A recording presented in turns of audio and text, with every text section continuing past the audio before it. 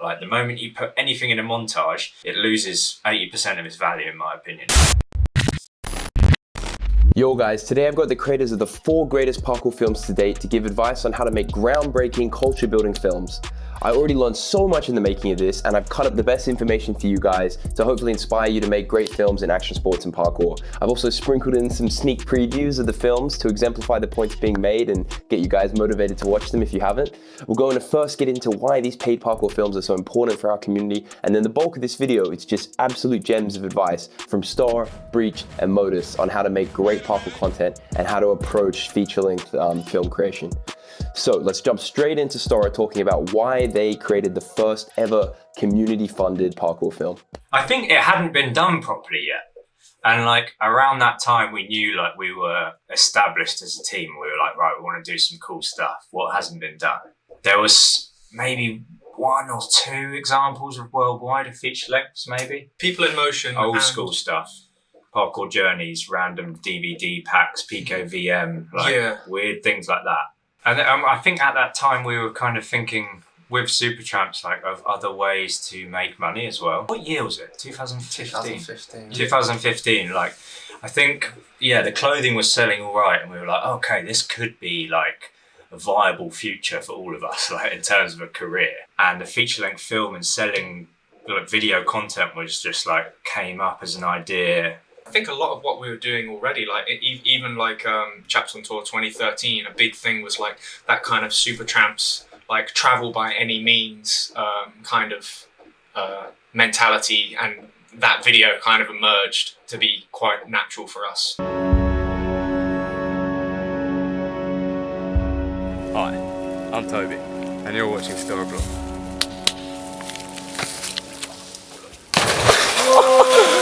And then this was meant to be like the longest version of that, I guess. It's thinking back a long way, but it's like, it was the first time we'd ever sat down in front of a camera and explained what we'd done. So it all felt really legit, and we were like, fuck, like, this is so cool.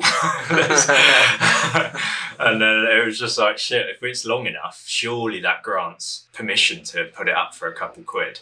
And thought, fuck it, let's give it a go. We were pretty like audacious at that time. We were just like trying to push it, and it opened the door really. Hi. Hi. Hi. Oh my god, it's Storror. Holy shit. No one's here. Oh yeah. Hey. Holy fuck.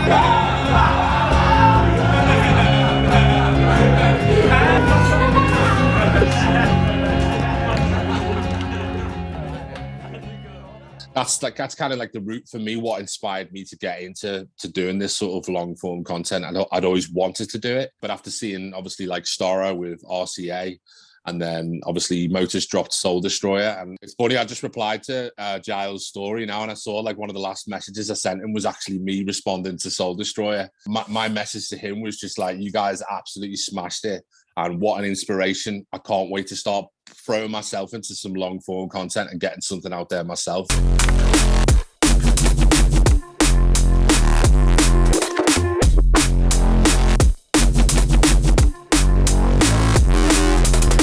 I think there is a real power in putting money towards something, whether or not people know it or feel it initially, even like the first time they do it.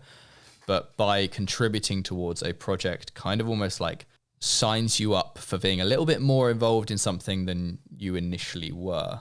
Yeah, it's like buying tiny amount of stocks in parkour, you know? Yeah, and so for someone who's like half interested, like, I don't know, Max's best mate doesn't do parkour, but he does. But he's like, oh, I've seen Max is in this, or that kid at my school like really likes parkour, and he's seen it on fucking Facebook, and it's £5, and he's like, I kind of like that. I've watched some Storror on YouTube. Like, fuck it, I'll spend a £5.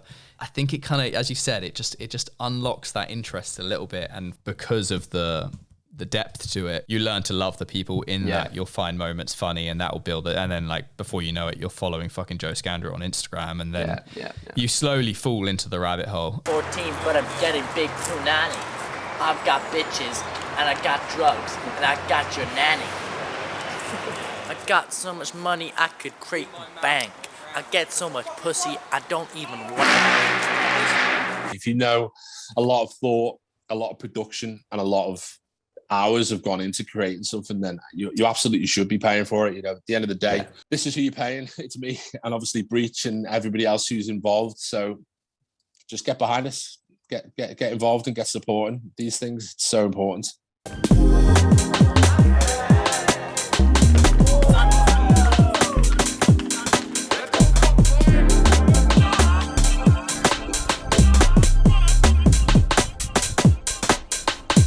We toured it around the US first. We did 3 different premieres. It was only in LA, that first premiere, when like everyone in Storror, apart from Sacha and Toby, had actually seen it. That was my first viewing, and seeing that with like so many people was incredible. Cinema, this is where we're screening the world's first Roof Culture Asia premiere. That's unbelievable. This is it, boys. This is it. I'm down. Sweet. You're going to look more epic than you've ever looked in your life. That is true. That's a lot of people in one room just watching Roof Culture. Then we did the huge premiere in London, where like I think it's a cinema in London with about 600 seats, and we nearly sold out. Wow, I really wish I was living in London there. That seemed amazing, yeah. It was the first time all of our parents had like met each other and everything as well. It was solid. Just like us standing at the front at the end, like was incredible. And it totally like wraps the project so nicely, screenings and stuff. And it's like, honestly, the parkour community is crazy supportive. Like, if all of these feature lengths like wrapped it with a little cinema screening, like there's something special about that. For sure, your tickets will pay off whatever it costs for you to rent that cinema. Like, we did Supertramps, like, well, how many seats were there in the first Supertramps, like, in Uckfield that time? Not many, right? 100. Probably much more than 100. And your family and friends, combined with your local parkour community, always will fill those seats. Like, so it's sort of like anyone that feels like, they want to do a feature length or whatever, like the premiere and a little bit of like focus group, like feedback after that will give you a great sort of finished product to then like tweak before you put it online as well. It's like a nice little wrap up. The reason we made this film is to act as like a timestamp to show what the 7 of us athletes can do after 10 years of training and being third generation inspired by the 2 before us. So that's what we're trying to do with this.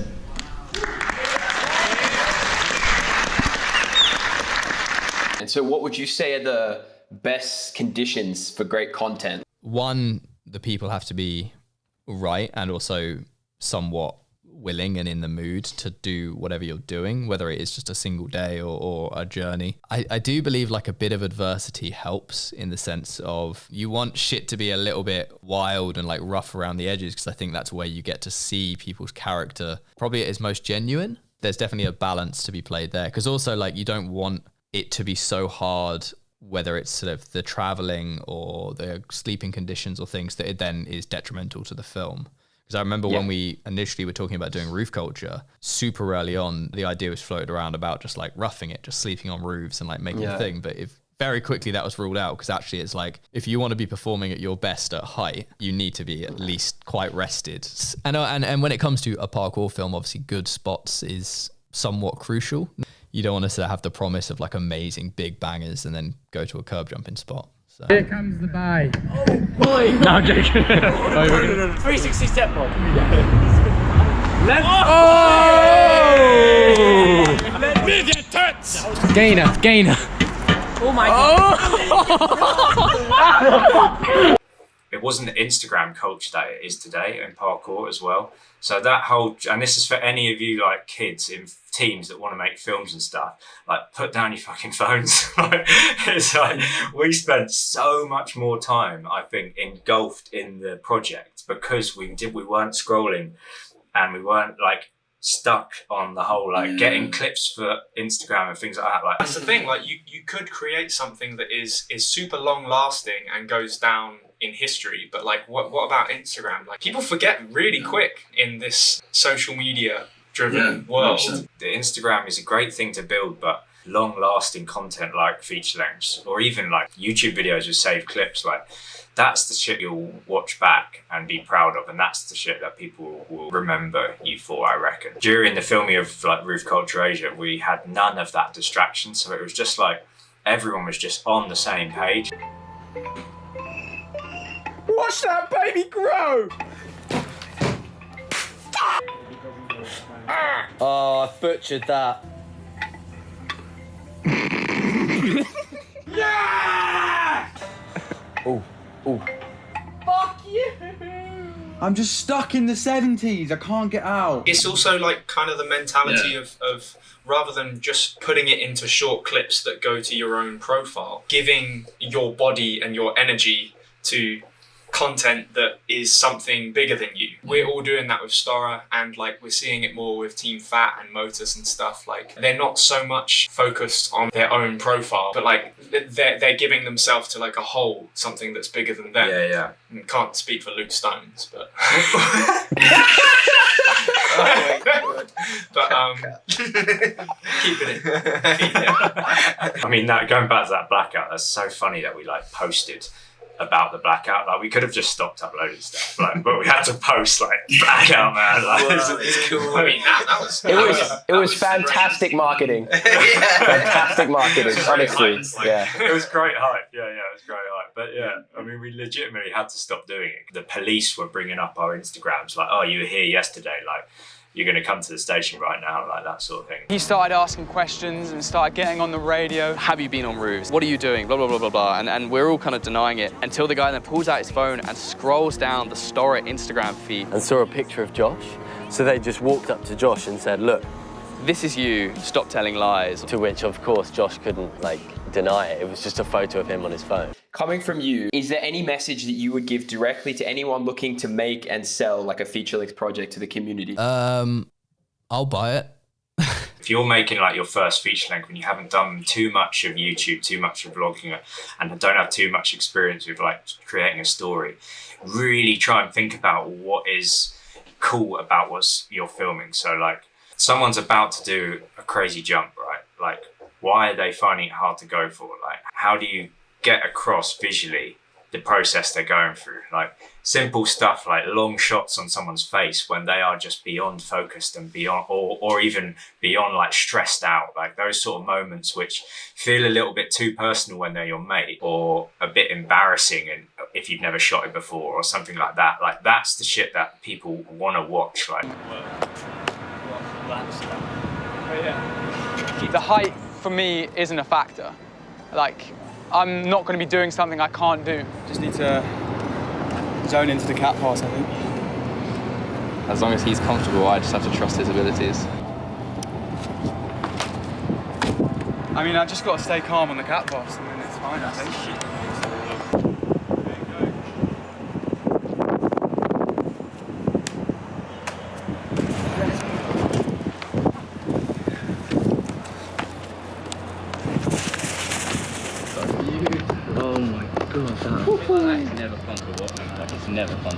I think learn how to get good at telling stories, like the value of the content you're creating and how you can tell stories that show the character, that show the determination, resilience, and that most of all, in my opinion, that show why someone that doesn't do parkour, why parkour could be something that they would want to try.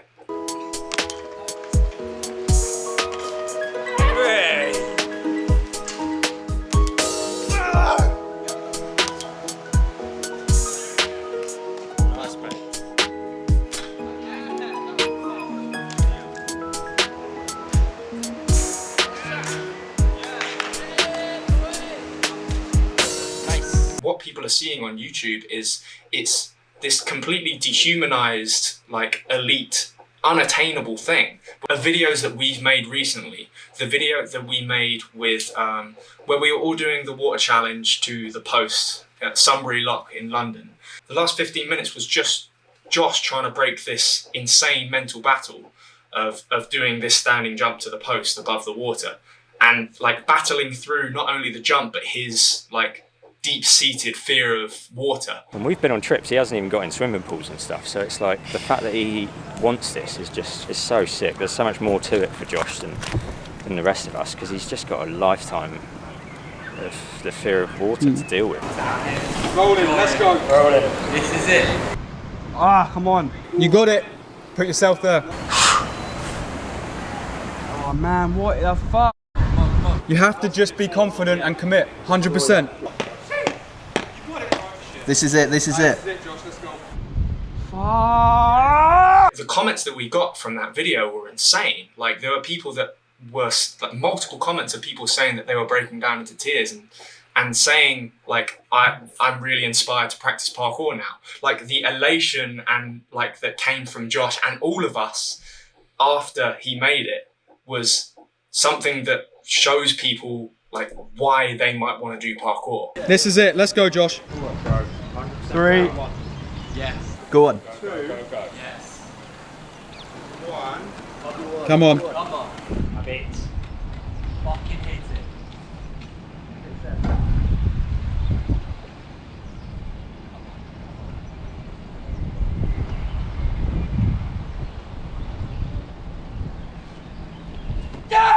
Yes! Yeah!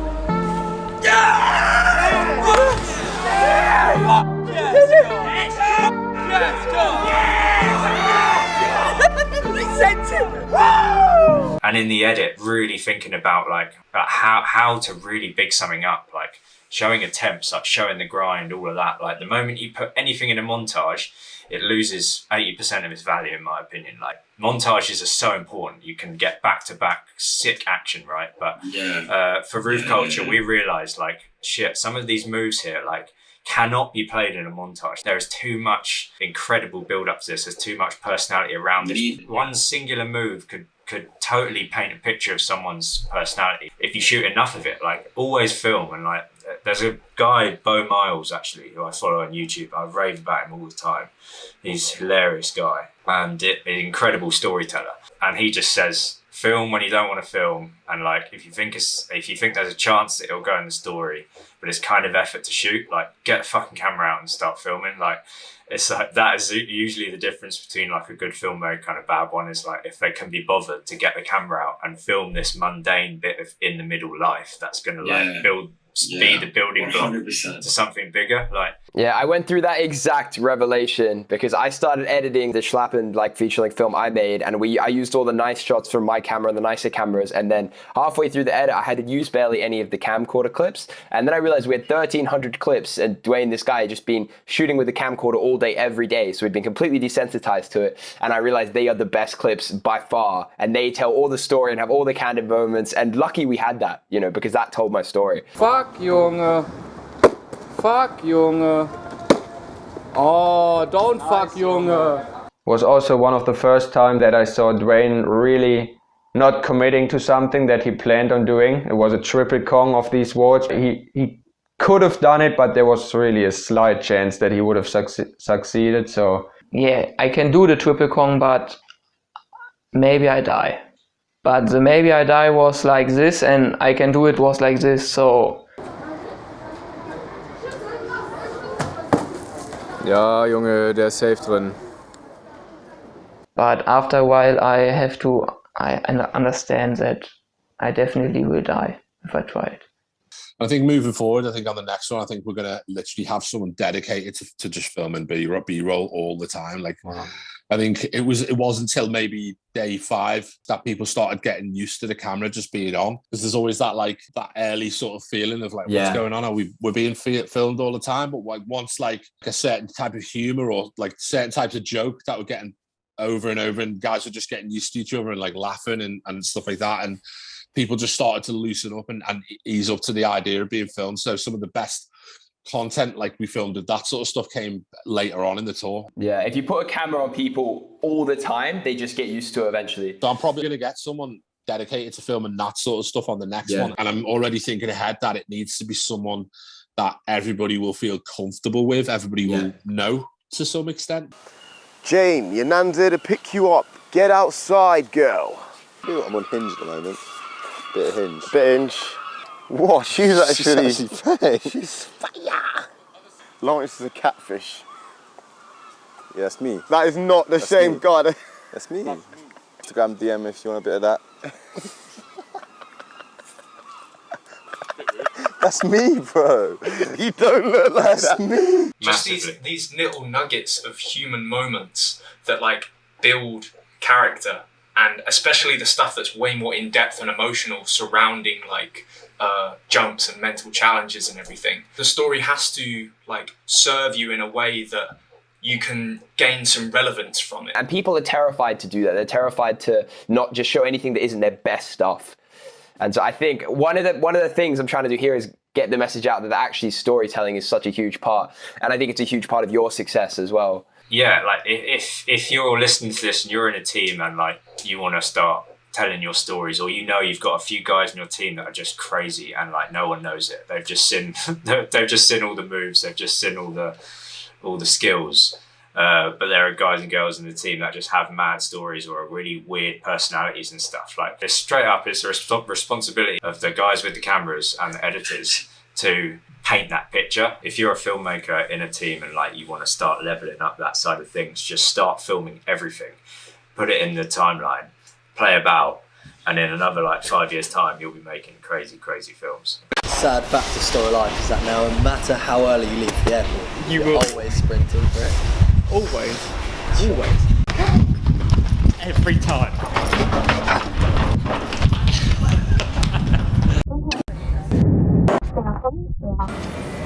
Quality, we made it. Something that I want to tell people is just don't be afraid. Don't be afraid. You cannot stop trolls. In fact, the more you recognize them, the more you garnish that behavior. Like literally, just ignore them. Just block them out. Literally. Like if you're making something that's accruing hate, that means it's hit a big enough level. Like I think that it's a sign of success in all cases, because no one's going to comment hate when you're getting 5 comments on your post. When you're getting like 100 plus and it's sort of hidden in there, then you start getting that. It can come from jealousy, it can come from whatever reason, but actually just take it in your stride and be like, all right, this means we're doing something good. If you're not ruffling a few feathers, you're not making big moves. So I've just stood up in my exam like, miss, this exam's about me. It's like, Joe, get out, you're gonna get kicked out. I'm like, no, miss, it's fucking about me. And yeah, almost got kicked out of the exam. They all come up to me afterwards like, oh yeah, Joe, we've just had a look at the paper. It was actually about you, wasn't it? Mental. And that was another thing I was going to mention earlier. Like if people want to create feature docs or feature films themselves, is like show people before you release it. Like show as many people as you can. Like listen to what your mum thinks about the film, that kind of thing. Like even though it sounds crazy, like she's got a whole nother perspective that a lot of other people have. Like that kind of thing. Like show your grandma, like show your little brother. Like try and show as many people as you can. Try to let go of the ego and the like bias nature that you naturally have as an editor or a filmmaker, and try and listen to what they're saying and understand why they're saying it, and that it could most likely help your film.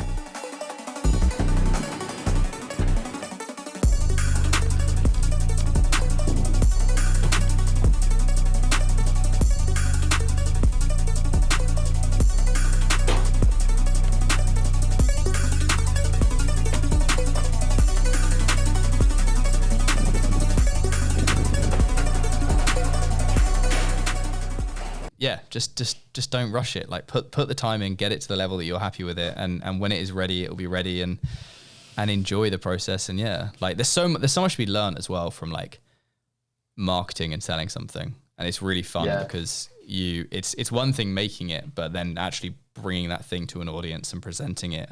And there are quite a few people, well, like a handful at least of people in the community who've done that once now and are moving on to their second film, like myself included. And the next one I'll sell, because my first one's just on YouTube. And well, that's the other thing also. It's like you don't have to fucking sell the first one you do. Yeah, absolutely. But yeah, once you go through that process once, the immense learning process, and then from there it's like, it's so much better to make one that it could be just 2 hours of crap, and learn so much, and move on, than to sit on your hands, and just be terrified. Yeah. I really hope that gave you guys some motivation to pick up a camera and go make some great content. Obviously, a feature-length film is a monstrous task, but totally achievable if you put in consistent work over a long space of time and you're passionate about what you're creating. Please drop a comment if you're considering making something like this, as I'd love to know how many people are hoping to make long-form content like this in the future. And even if it is just like a 3-minute edit or some YouTube content, there's so much more room for stuff like this to be made in the parkour community. And the only way to make great content is through dedication and experience. I've made so many trash videos and will probably continue to, but each time I felt the support of the parkour community, which is almost always 99% positive. And so I've come back invigorated and ready to level it up with the next one. But next week, we're actually going to get into the massive controversy surrounding the release of Into the Breach.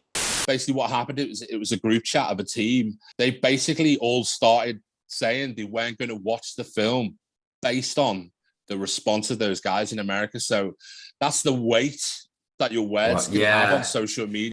We'll also get into how to release a pay-per-view film and what one might expect from sales on a project like this. So subscribe to see that as soon as it's up, and I'll see you then.